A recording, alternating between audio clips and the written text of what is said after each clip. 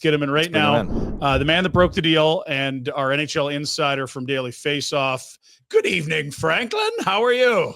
I'm good. Nice little deal for a Thursday. This came together quite nicely. We handed off the afterburner duties to Cammy and Mike and thought we'd just have a night off. And the Wi-Fi wasn't working at the studio, so I'm swinging back from kid hockey. And next thing you know, Frank bombs and the siren goes off in here. We had the Frank bomb siren. And next thing you know, we've got a deal. What's your first reaction? Farabee and Frost to Calgary, Pelletier, Kuzmenko, a second and a seventh to Philadelphia.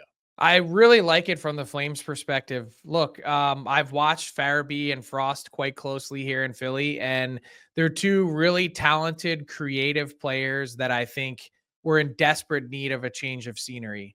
I mean, even in a down year last year, Joel Farabee, 22 goals, 50 points, and he really kind of didn't even turn it on until the end. Morgan Frost is the center that I think Calgary's been looking for a little while.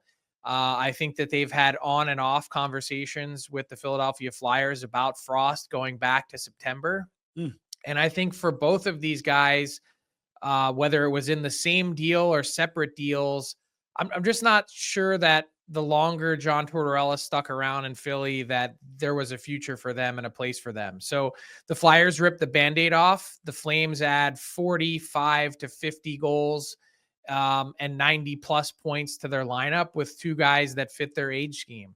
So look, it's not a perfect deal by any means, but I really don't think Calgary gave up very much here. Kuzmenko is a guy that was obviously moving on.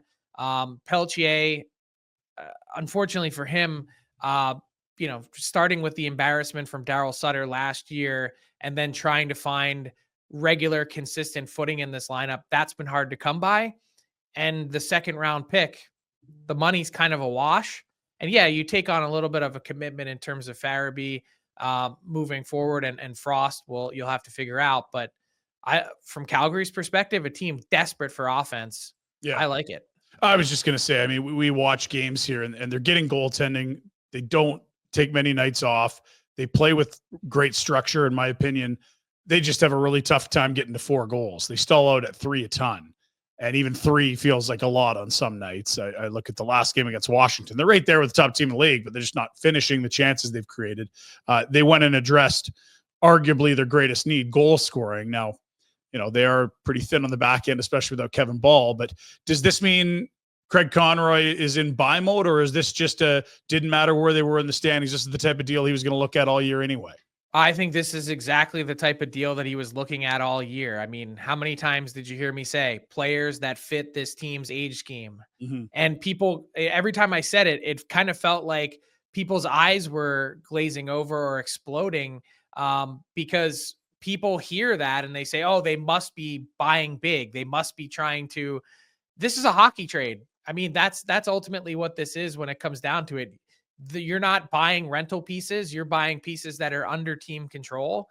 And again, is it perfect? In a perfect world, the Flames would have gotten a right shot center. Yeah.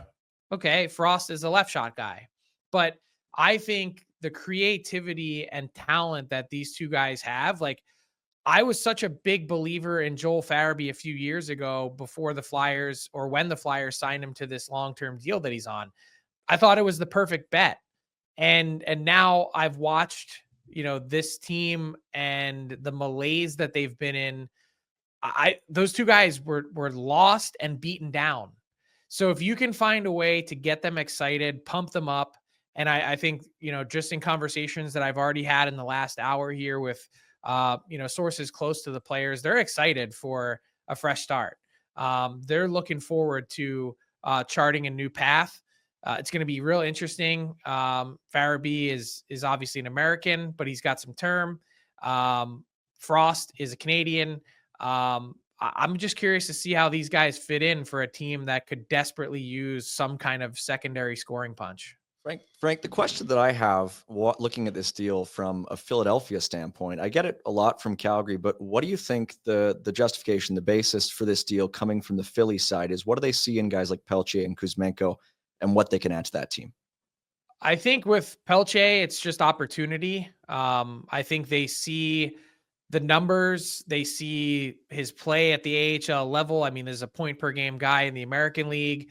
They see a smaller guy that probably as Danny Briere is someone that needed a little bit of an opportunity himself in his career, probably see some of that as well. With Kuzmenko, it's a pure shot in the dark. It's, can we have a guy that has history playing with Matvei Michkov previously, reunite together and potentially take off? I mean, you guys know the backstory with Kuzmenko. A couple years ago, this guy, burst into the league, 1 goal away from 40 goals and 75 points as a rookie. And it was, jaw dropping. Yeah. Yeah. What we've seen from him, since he's arrived in Calgary has been the opposite of that. It's this year. Head scratching. He was a half goal a game last year after the trade, and you're thinking, wow, like Conroy might be able to trade Kuzmenko in a year and turn that into a big trade tree, not unlike the Lindholm one. But he looked a lot did more, actually. This is one day before. This is as good. Like I was thinking when we were talking about Kuzmenko earlier in the year, I'm thinking the way his value is depressed with where he's at in their lineup. Mm-hmm. Could they get a 5th? Because that's kind of where I was at. Yeah, so. It's just the money that was left on his deal. And instead, now you take it and you turn it into 2 real roster players that could really help your team. I couldn't imagine a better outcome for Craig Conroy and the Flames when trying to move Kuzmenko. And to think of it from the other perspective. So, like, again, let's just size up this whole thing. Pelletier is not an everyday player this season. And Kuzmenko is a guy who you couldn't get out the door if you tried with a huge ticket. And then you only need to add a 2nd-round pick on top of that. They have 2 this year. Yeah. That's pretty good work. 2 in addition to the 3 first that you have. Yeah, 1 will go to Montreal, but yes, they were sitting on 4 picks in the first 2 rounds. They're now down to 3, but they kept 2 first. We just don't know which ones it is yet. Jerseys plus another. The other part that you mentioned, I mean, Kuzmenko went from can't play under Tocchet to great finish here in Calgary, and then oh boy, the Flames are competing, and Ryan Huska is starting to see what Rick Tocchet saw. You can't trust this guy. He's in the press box. He's on the 4th line. He's getting benched for the 3rd period. Pelletier cleared waivers earlier this year, Frank. So you're talking about a guy that we thought perhaps they could lose for nothing as a UFA, and a guy that anyone could have had for free back in October. Yeah. So to answer Mike's question, what exactly are the Flyers looking at here? Yeah, they're cutting bait. They're getting flexibility. They're moving on from 2 players that weren't in their long-term future.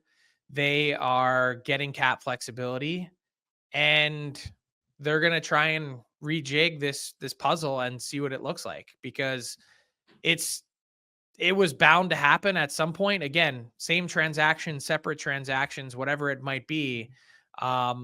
These 2 guys, they weren't long for Philly. Yeah.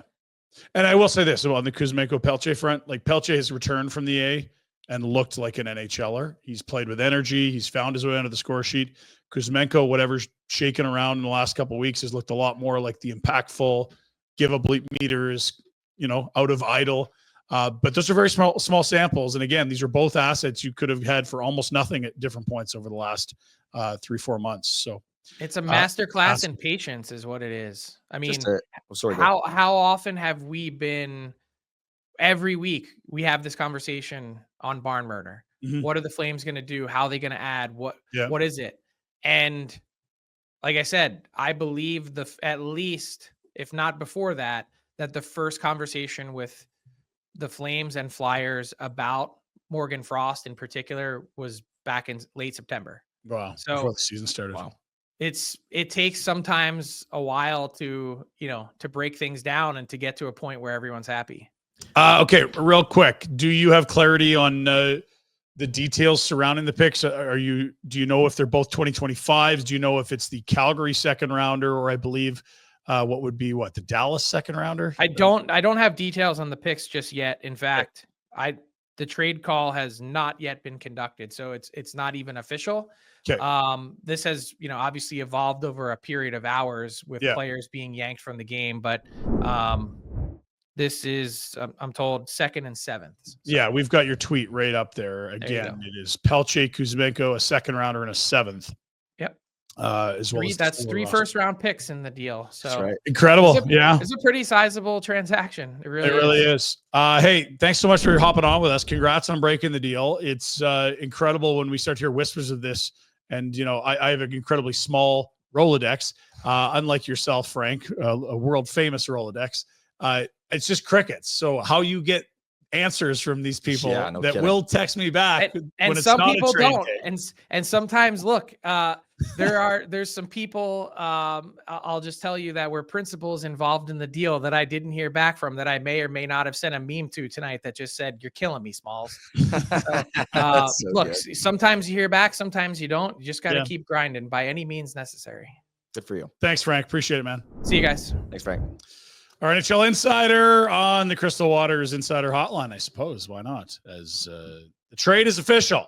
Hey, guys, thanks for watching. Be sure to check out more of our content right here on the Flames Nation YouTube page. We had a bunch of great long-form interviews. You can check out some videos we've done as well outside of the studio. And, of course, if you want more writing or merchandise stuff, flamesnation.ca or nationgear.ca. Appreciate you watching.